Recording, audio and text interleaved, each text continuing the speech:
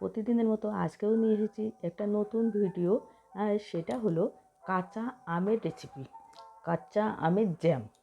এবার কাঁচা আম শেষ হওয়ার আগে এই ভিডিওটা দেখে নিন। আমগুলো ধুয়ে পরিষ্কার করে মুছে নিলাম। এবার এই আমগুলোকে খোসা ছাড়িয়ে ছোট ছোট পিসেস করে কেটে নেব। এই যে মোছা পরিষ্কার করা হয়ে গিয়েছে, এবার কেটে নেব খোসা ছাড়িয়ে।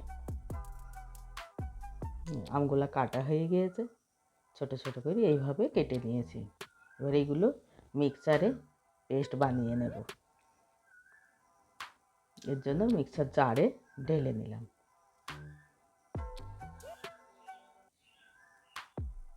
একবারেই চলে যাবে, তার কারণ নিচের থেকে যখন পেস্ট হতে যাবে কমে যাবে, তাই অসুবিধা হবে না। ব্যাস, পেস্ট বানানো হয়ে গিয়েছে। একবারে কড়াইতে ঢেলে নেব। একদম মিহি পেস্ট করে নিয়েছি।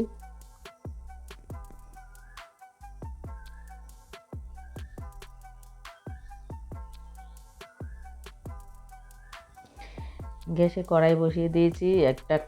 যে কোনো একটা মেজারমেন্ট জিনিসে মেপে নিতে হবে। আমি একটা কাপ মেপে নেব, আপনারা আপনাদের মতো মেপে নেবেন। এবার এই কাপে এই দেখো, এই 1 কাপ।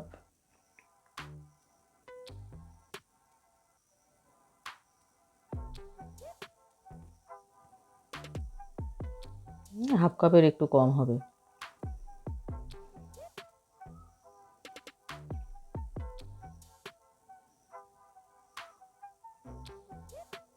এবার এই কাপের মাপেই 1.5 কাপ চিনি দেব।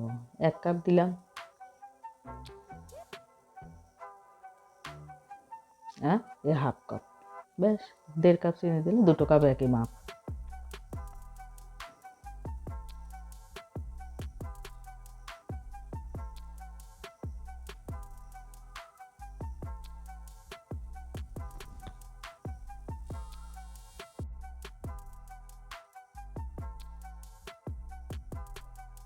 এবার গ্যাস জ্বালিয়ে দিয়েছি, খুন্তি দিয়ে নাড়তে থাকতে হবে, তা নাহলে নিচেই এঁটে যাবে।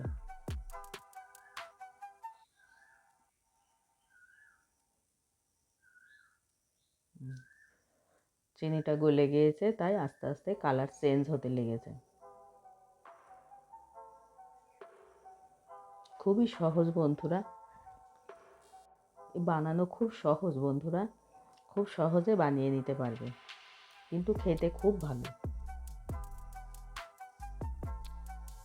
যে কোনো রুটি বা যে কোনো, যেমন ব্রেড, এমনি বা আটার রুটি, এর সঙ্গে খেতে খুব ভালো লাগবে। পরোটা খুব ভালো লাগে জ্যাম দিয়ে। এবার দিয়ে দিলাম একটু বিট লবণ, আর দেবো একটু সাদা লবণ।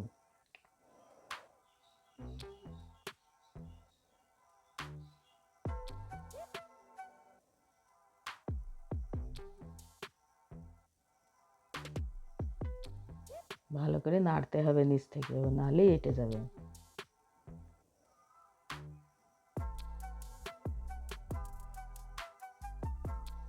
এবারে দিলাম হাফ চামচ মতো চাট মশলা,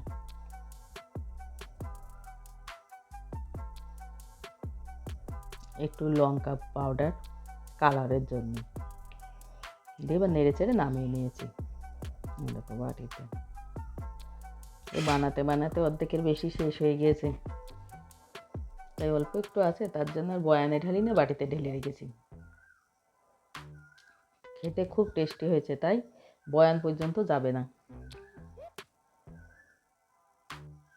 ভিডিওটা শেষ পর্যন্ত দেখার জন্য সকলকে অসংখ্য ধন্যবাদ। আবার কাল দেখা হবে। আজকের মতো টাটা, বাই বাই।